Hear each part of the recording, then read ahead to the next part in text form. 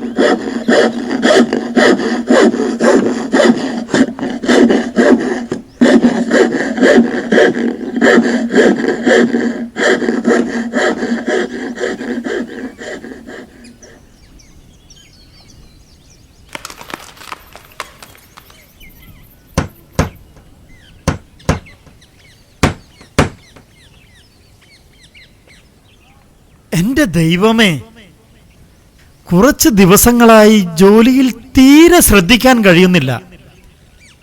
അങ്ങയുടെ ഹിതം എനിക്ക് വെളിപ്പെടുത്തി തരണമേ.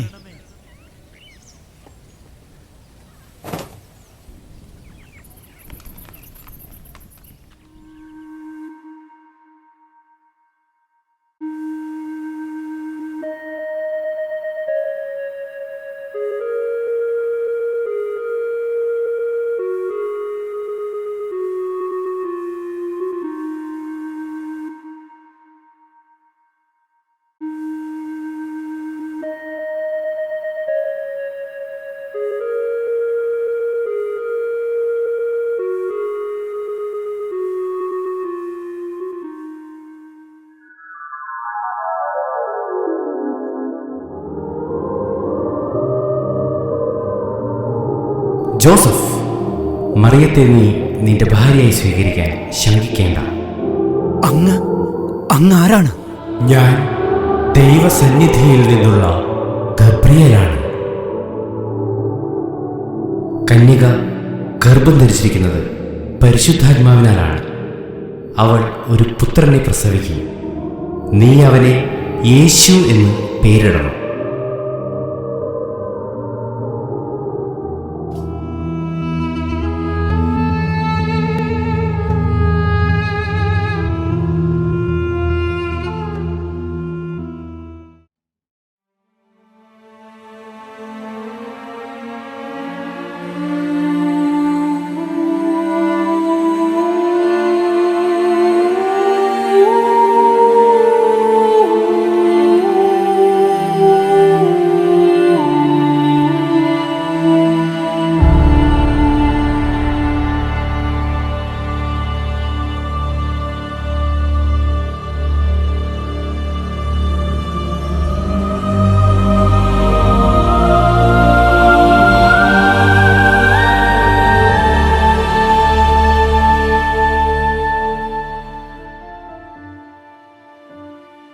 രക്ഷകനായ മിശിഹായെ ഉദരത്തിൽ വഹിക്കുവാൻ ഭാഗ്യം ലഭിച്ച നിർമ്മലയായ മറിയമേ, നിന്നെ ഞാൻ ഭാര്യയായി സ്വീകരിക്കുന്നു.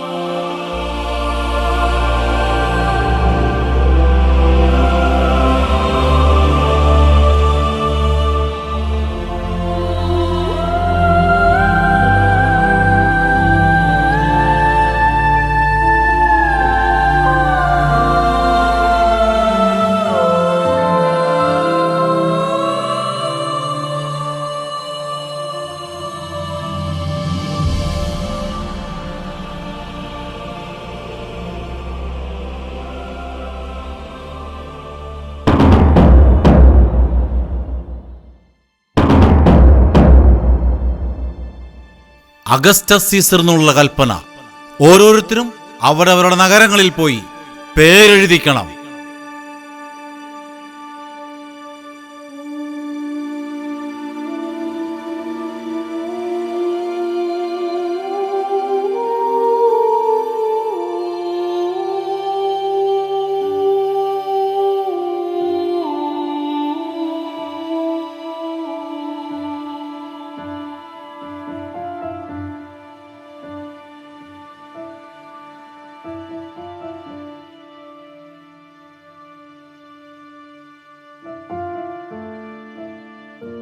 മറിയം, നമുക്ക് ദാവീദിന്റെ പട്ടണമായ ബത്ലഹേമിലേക്ക് പോകേണ്ടിയിരിക്കുന്നു.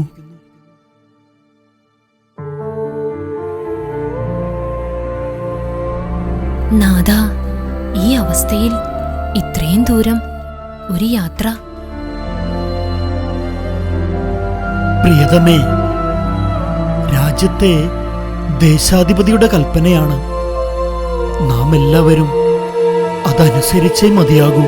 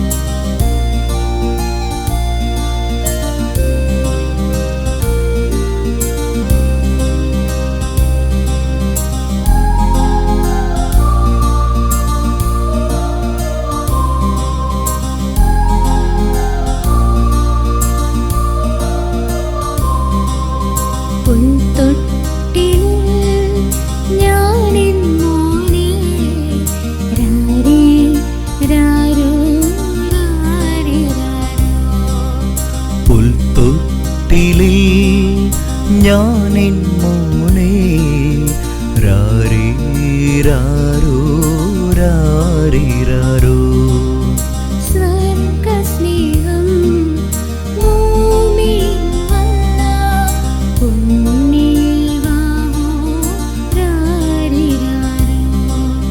സ്വർഗസ്നേഹം ഭൂമിയിൽ വന്ന ഉണ്ണിയെ വാവോരാരിരാരോ.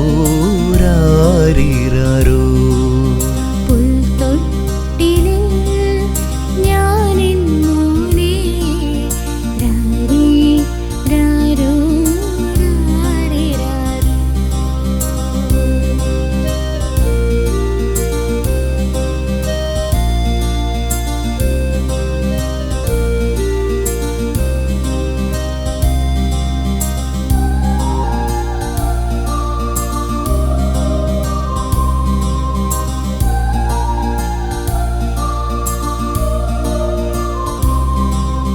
നക്ഷത്രങ്ങൾ കൊടികൊണ്ടു കണ്ണിൽ നിറം തൂകും ദൈവപുത്ര. നക്ഷത്രങ്ങൾ കൊതി കൊണ്ടു കണ്ണിൽ നിറം തൂകും ദൈവപുത്ര. അമ്മയുടെ ഹൃദയത്തിൽ നീ ഉറങ്ങുക എന്നും രാരിരാരോ. അമ്മയുടെ ഹൃദയത്തിൽ നീ ഉറങ്ങുക എന്നും രാരിരാരോ രാരിരാരോ രാരിരാരോ. പുൽത്തൊട്ടിലിൽ ഞാനെന്നോനെ രാരേ രാരോ രാരേ രാരോ.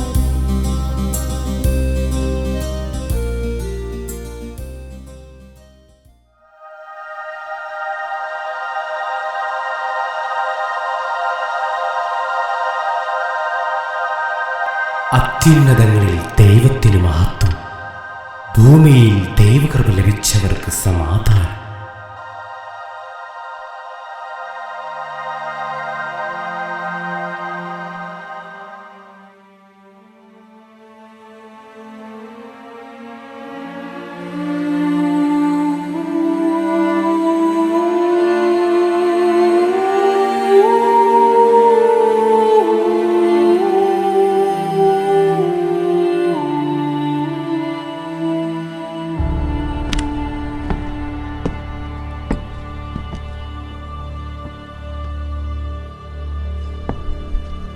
ഞങ്ങൾ കിഴക്കുദേശത്തു നിന്നും വരുന്ന ജ്യോതിഷ പണ്ഡിതരാണ്.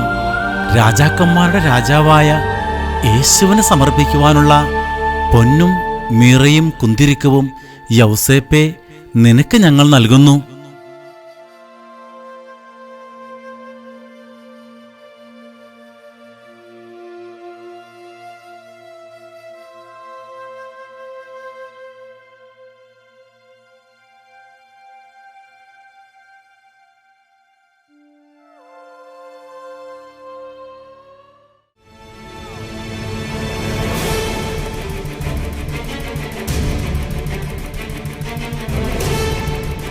ഹേറോദോസായ ഞാൻ ഈ രാജ്യം ഭരിക്കുമ്പോൾ എന്നേക്കാൾ വലിയ രാജാവ് ഈ ഭൂമിയിൽ പിറന്നു വന്നു.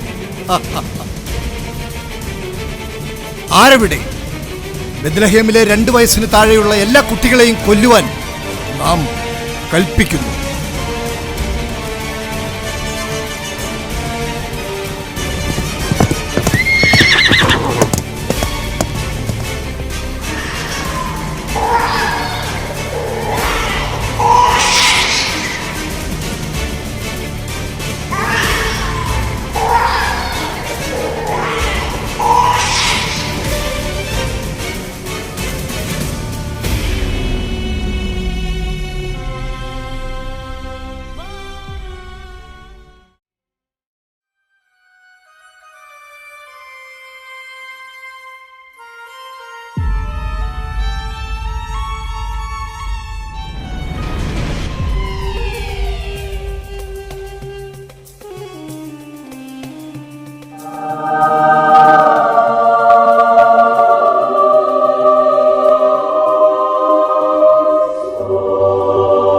ജോസഫ്, ശിശുവിനെയും അമ്മയെയും കൂട്ടി നീ ഈജിപ്തിലേക്ക് പലായനം ചെയ്യുക. ഞാൻ പറയുന്നതുവരെ നീ അവിടെ താമസിക്കുക. എന്തെന്നാൽ ഹെറോദോസ് ശിശുവിനെ വധിക്കുവാനായി അന്വേഷണം ആരംഭിച്ചു കഴിഞ്ഞു.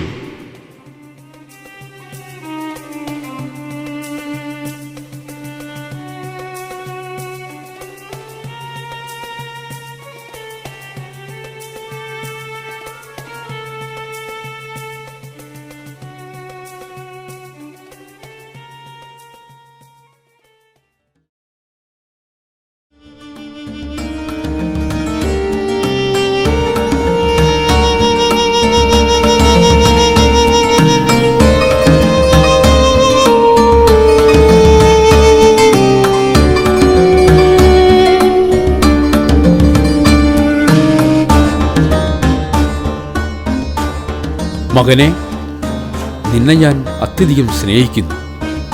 കാരണം നീ ദൈവത്തെ ഭയപ്പെടുന്ന മകനാണ്. നിന്റെ മറ്റു സഹോദരന്മാരെ പോലെയല്ല. നിനക്ക് സമ്മാനമായി ഒരു കുപ്പായം ഞാൻ നൽകുന്നു.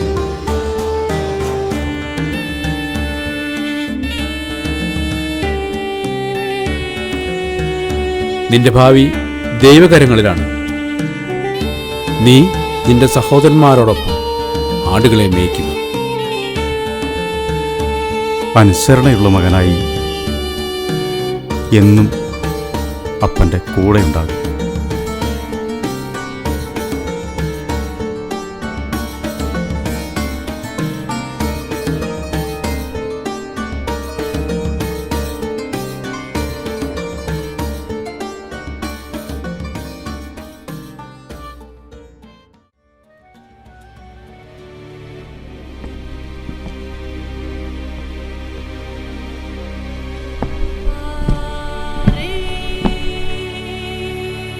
ജ്യേഷ്ഠ, ഞാനൊരു സ്വപ്നം കണ്ടു. നമ്മൾ പാടത്ത് കറ്റ കെട്ടുകയായിരുന്നു. അപ്പോൾ എൻ്റെ കറ്റ എഴുന്നേറ്റ് നിൽക്കുന്നു. നിങ്ങളുടെ കറ്റകൾ എൻ്റെ കറ്റയെ താണു വണങ്ങുന്നു. നീ ഞങ്ങളെ ഭരിക്കുമെന്നാണോ? നീ ഞങ്ങളുടെ മേൽ ആധിപത്യം സ്ഥാപിക്കുമോ? പീറ ചെറുക്കനായി നീ ഞങ്ങളുടെ കാര്യം നോക്കുമെന്ന്. ജോസഫ്, എന്താണ് നിന്റെ സ്വപ്നങ്ങളുടെ അർത്ഥം? ഞാനും നിന്റെ അമ്മയും സഹോദരന്മാരും നിന്നെ നിലംപറ്റെ താണു വണങ്ങും എന്നാണ്? അപ്പാ, എനിക്കറിയില്ല. ഞാൻ കണ്ട സ്വപ്നം ജ്യേഷ്ഠനോട് പറഞ്ഞു എന്ന് മാത്രം.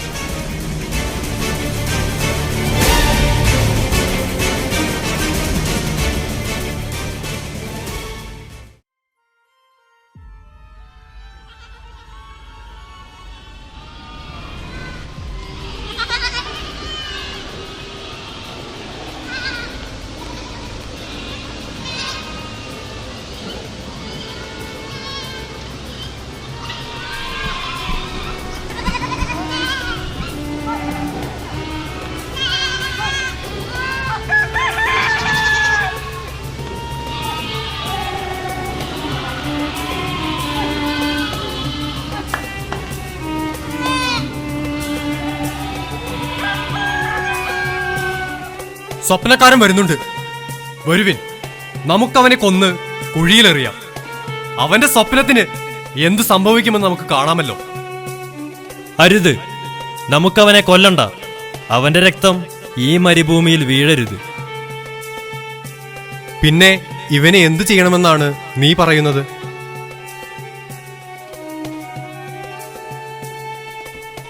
നമുക്ക് ഇവനെ ആ കുഴിയിൽ തള്ളിയിടാം.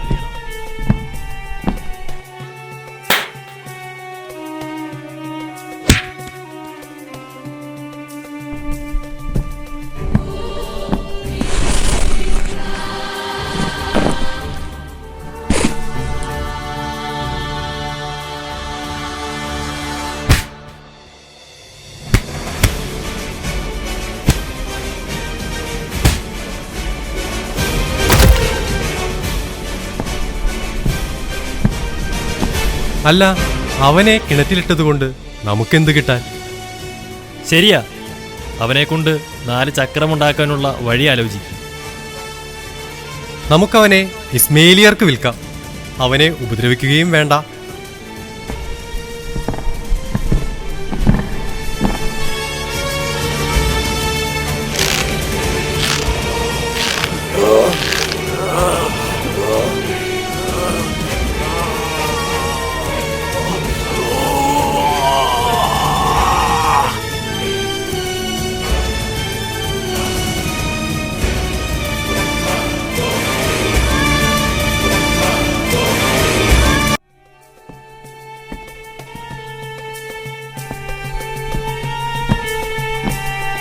അപ്പാ, ഞങ്ങൾ തിരികെ വരുമ്പോൾ ആടുകളുടെ നിലവിളി കേട്ടു. മകനെ യൂദാ, ജോസഫ് എവിടെ? അവനെ ഏതോ കാട്ടുമൃഗം പിടിച്ചു കൊന്നു. അവന്റെ കുപ്പായം മാത്രമേ ഞങ്ങൾക്ക് കിട്ടിയുള്ളൂ.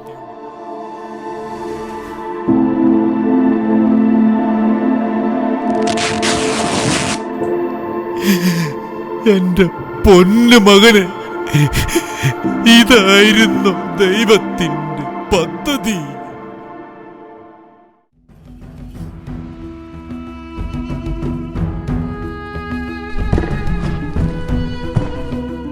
ജോസഫ്, ഞാൻ നിന്റെ യജമാനനായ പൊത്തിഫറാണ്. അങ്ങയുടെ ഈ ദാസൻ എന്താണ് അങ്ങയ്ക്ക് വേണ്ടി ചെയ്യേണ്ടത്? ഞാൻ എന്റെ വീടിന്റെ മേൽനോട്ടവും എല്ലാറ്റിന്റെയും ചുമതലയും നിന്നെ ഏൽപ്പിക്കുന്നു. നീയാണ് എല്ലാം നോക്കി നടത്തേണ്ടത്.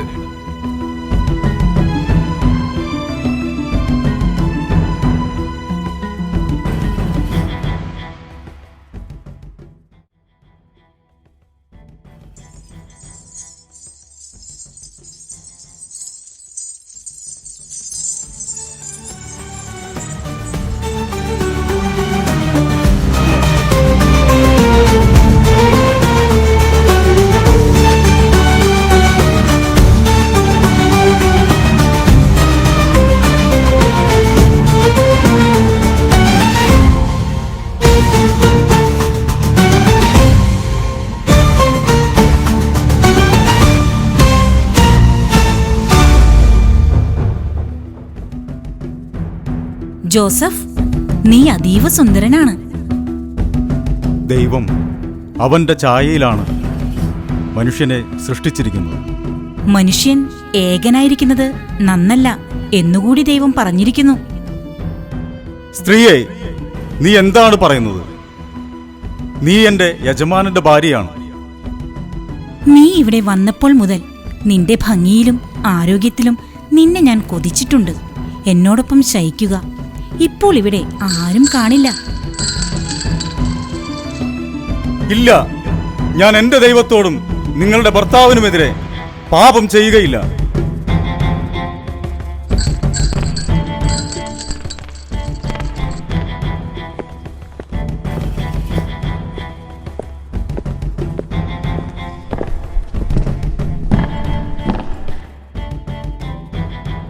എന്താ, എന്തു സംഭവിച്ചു? അങ്ങ് കൊണ്ടുവന്ന ഹെബ്രായ വേലക്കാരൻ എന്നെ അപമാനിക്കാൻ ശ്രമിച്ചു. എന്നാൽ ഞാൻ ഉച്ചത്തിൽ നിലവിളിച്ചപ്പോൾ അവൻ പുറങ്കുപ്പായം ഉപേക്ഷിച്ച് മുറിയിൽ നിന്നും ഓടിപ്പോയി. ഇതാണ് അങ്ങയുടെ വേലക്കാരൻ എന്നോട് ചെയ്തത്. ജോസഫിനെ പിടിച്ച് കാരാഗ്രഹത്തിലടയ്ക്കൂ.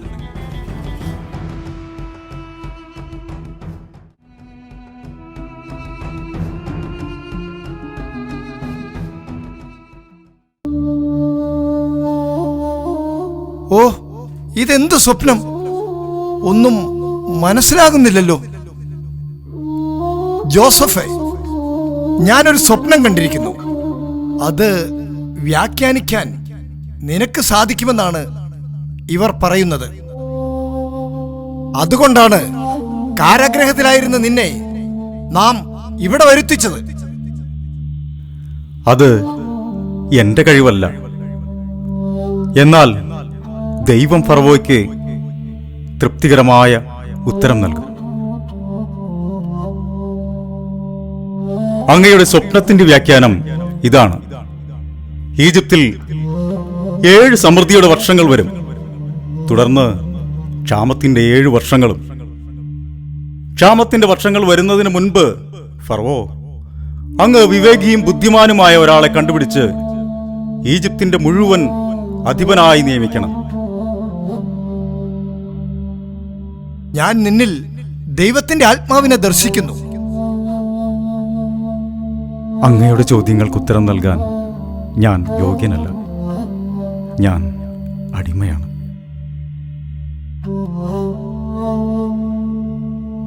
എന്റെ ഈ സിംഹാസനം ഒഴികെ ബാക്കിയെല്ലാം ഞാൻ നിന്നെ ഏൽപ്പിക്കുന്നു. എന്റെ ജനമെല്ലാം നിന്നെ അനുസരിക്കും. ജോസഫ്, എന്റെ അധികാരമോതിരം നിനക്ക് ഞാൻ നൽകുന്നു.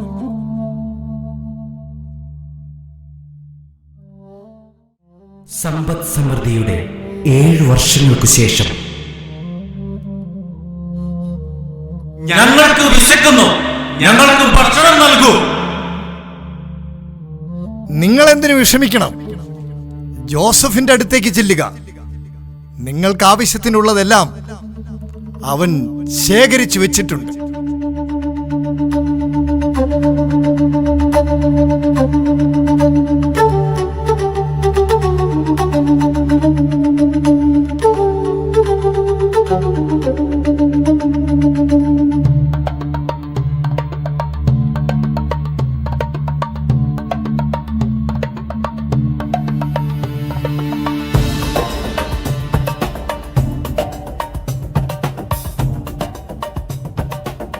നിങ്ങളെ എന്തിനാണ് തിരിച്ചു വിളിപ്പിച്ചതെന്നറിയാമോ? നിങ്ങൾ എന്താണ് ചെയ്തത്? മഹാനായ ഫറവോയ്ക്ക് സമാനനായ ഞാൻ നിങ്ങളിതിവിടെ നിന്നും മോഷ്ടിച്ചത് അറിയില്ല എന്ന് കരുതിയോ? യജമാനനെ ഞങ്ങളോട് ക്ഷമിക്കണമേ, ഞങ്ങൾ അവിടുത്തെ അടിമകളാണ്. ഞാൻ എല്ലാവരെയും അടിമകളാക്കുകയില്ല. കപ്പ് കയ്യിലുണ്ടായിരുന്നവൻ മാത്രം ഇവിടെ നിന്നാൽ മതി. ബാക്കിയുള്ളവർ പോയിക്കൊള്ളൂ. അവനെ കൊണ്ടുചെന്നില്ലെങ്കിൽ പിതാവെന്നോട് കോപിക്കും. അവന് പകരം ഞാനിവിടെ അടിമയായി നിന്നുകൊള്ളാം. ഇവരെ ഒഴികെ ബാക്കി എല്ലാവരെയും പുറത്താക്കുക.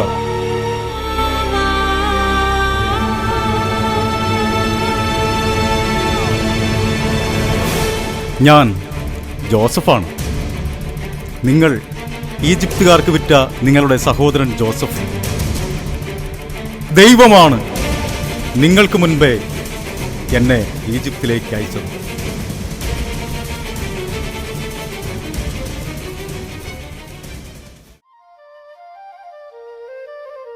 തങ്ങളുടെ സ്വപ്നങ്ങളൊക്കെയും ദൈവസങ്കീർത്തനങ്ങളാക്കിയ ഇവരെ പോലെ നിങ്ങളും സ്വപ്നങ്ങൾ കാണണം.